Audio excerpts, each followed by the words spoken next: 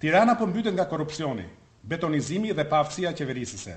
Kryeqyteti i Shqipërisë është ndëruar në pasqyrën më të errët të një pushteti të korruptuar, që ka humbur çdo ndeshmëri ndaj qytetarit.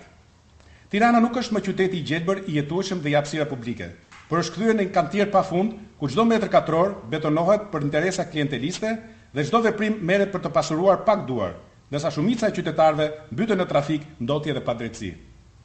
Qeveria dhe Bashkia e Tiranës kanë bashkëpunuar në mënyrë të turpshme për të kthyer qytetin në laboratorin e aferave korruptive.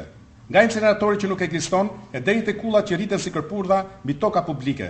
Çdo projekt është bërë simbol i grabitjes së taksave të qytetarëve dhe shpërdorimit të çdo norme të shtetit ligjor. Ndërkohë, mungesa e transparencës, mungesa e llogaridhënies dhe kontrollit janë bërë norma e re e një administrati që vepron si korporat private dhe jo si institucion publik. Tirana sot përballet me ndotje alarmante dhe shkatërim të gjithë hapësirat të gjelbërta. Ari i qytetit është më i ndotur në rajon, ndërsa pemët dhe parqet po zhduken nën presionin e betonit. Çdo lulishte po zvendçohet nga një kull dhe çdo cop tokë publike po jepet klientëve të pushtetit. Qytetarët po marrin frymë me splurit të ndërtimeve dhe gazrave, ndërsa institucionet që duhet të mbrojnë mjedisin heshtin. Tirana nuk po zhvillohet, por po shkatërohet në emër të fitimit. Trafik i paralizuar dhe mungesë planifikimi urban. Kaotikja është bërë pjesë e përditshme e jetës në kryeqytet. Çdo rrugë është bllokuar nga ndërtime pa leje, pa kriter dhe mungesë infrastrukture alternative. Nuk ka asnjë strategji reale për transport publik apo për parkime. Çdo ditë, qindra mijëra qytetar humbasin orë të tëra në trafik, produkti një bashkie që planifikon vetëm fasada, jo funksionalitet. Çmime të papërballueshme banesash dhe përjashtim i stresës së mesme. Tirana po kthehet në qytetin e pasanikeve të pushtetit. Çmimet e banesave janë rritur në nivele absurde, të ndërtuara për spekullim financiar, jo për banim.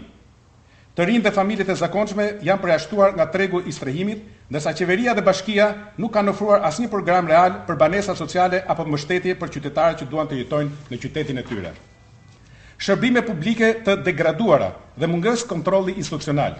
Qyteti vuan nga menaxhimi skandaloz i mbetjeve urbane, mungesë kontrolli mbi sigurinë ushqimore, pastërtinë, ndërtimet dhe ujësjellsin.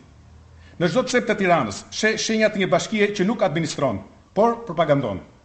Taksa të larta, shërbime të dobta dhe zero llogaridhënie. Kjo është pritshmëria e qytetarëve të Tiranës sot.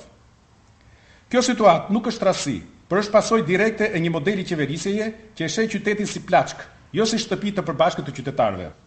Qeveria dhe Bashkia e Tiranës ka rënuar çdo standard transparence dhe llogaridhënie.